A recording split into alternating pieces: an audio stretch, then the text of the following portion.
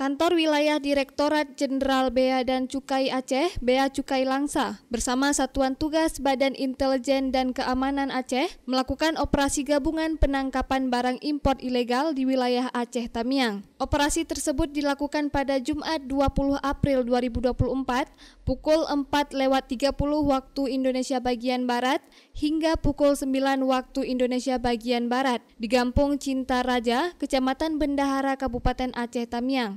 Dari hasil penindakan tersebut barang bukti yang berhasil diamankan, yakni 14 kotak teh hijau asal Thailand, 2 mesin sepeda motor Yamaha, 1 unit karton spare part Triumph, 5 karton spare part kendaraan bermotor merek Harley Davidson yang semuanya mesin bekas, dan terakhir 1 unit kendaraan bermotor Colt Diesel sebagai sarana pengangkat.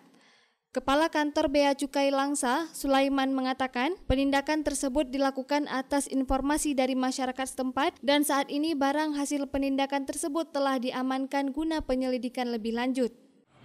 Kami bersama Bea Cukai Kanwil Aceh dan dengan teman-teman dari BAIS melakukan penindakan di sebuah gudang yang indikasinya terdapat pelanggaran impor barang-barang ilegal.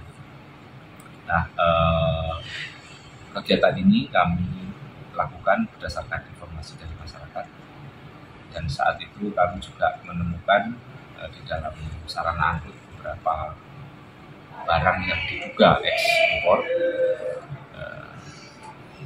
berupa teh hijau, kemudian ada juga alpres, kemudian ada juga spare part dari sepeda motor. Sementara itu, pelaku penyelundupan barang impor ilegal tersebut saat ini masih dilakukan pencarian dan pengejaran oleh tim gabungan.